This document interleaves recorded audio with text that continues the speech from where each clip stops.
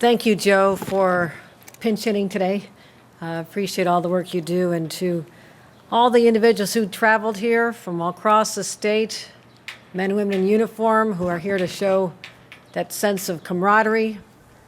Also to my partners in government, starting with my Lieutenant Governor, Antonio Delgado, our Attorney General, Tish James, our Comptroller, Tom DiNapoli, Senator Spanton, thank you for being here, Scarcella Stanton for representing the Senate, and Stacey Pfeffer Amato for representing Carl Heastie in the Assembly.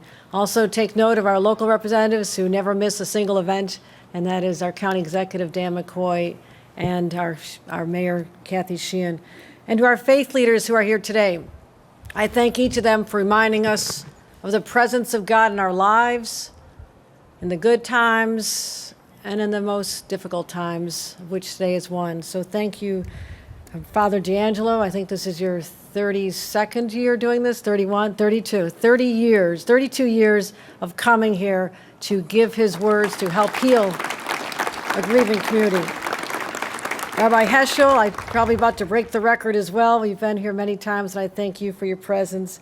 Iman Tahir Kukai, I want to thank you for being here, and also Pastor David Trainum for all of your words of inspiration. You know, you've heard a lot of numbers here today, the numbers 45, 13, 10, 1,772. Yes, they're numbers, but behind each number is a person, a child of God, who started off life like all of us. And as a parent, I know for those who are moms and dads here, the first time you hold that child begins a lifelong love story. And the expectation is that that child will be there in your final days. So the world is turned upside down when a parent loses a child, especially in such a horrific way. But there also has to be this strong sense of pride. And I think about the lessons you must have taught at the dinner table, because everybody has an option to pursue a career in law enforcement, to be a protector, to be willing to put themselves in harm's way every single day. But you must have taught them something even deeper, because your child stepped up and said, I'm willing to do that because I love my family, I love my community, and I love my country. So the parents who lost a loved one, my heart goes out to you particularly. And those who've lost a spouse or a partner, my God, you chose well. You chose someone who is so selfless of spirit, so giving, so caring about others, complete strangers. And now they're gone. And perhaps you're raising children on your own. And I'm looking out and seeing your faces. Yes, it's a bright, sunny day. Many of you are wearing sunglasses. But I gotta believe behind the sunglasses are sad eyes and, in some cases, tears. We could expect no less. You're human beings. Whether you lost your loved one over the past year or endured them, witnessed them declining,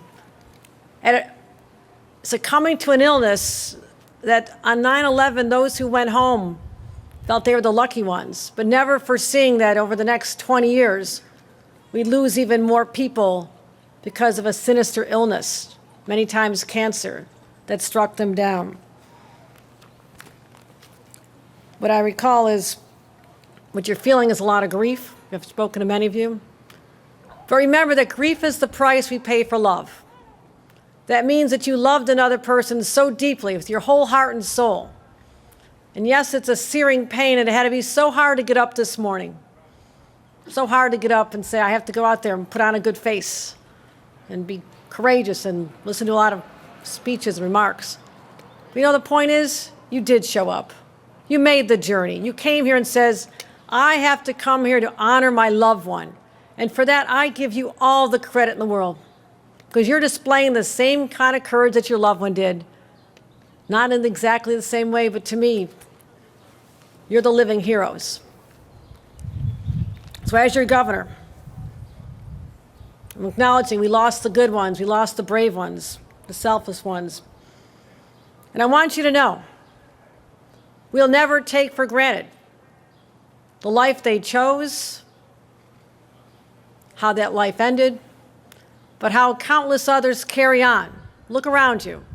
All these men and women willing to do the same thing because, my God, what a great country we are. What a great state we are. To have people willing to do exactly what is going on here today. I'm in awe of every one of you. As your governor, I promise to keep you in my prayers, to let you know that your loved one made a difference. You may never see the faces of those that they comforted in their time of need or even rescued, saved their own lives. You're not going to know that, but know it's real. And to all of those who lost a colleague, the empty seat in the squad car, the empty locker, the camaraderie that's lost, a friend that's lost. You also had an influence on each other. You were in the battle together.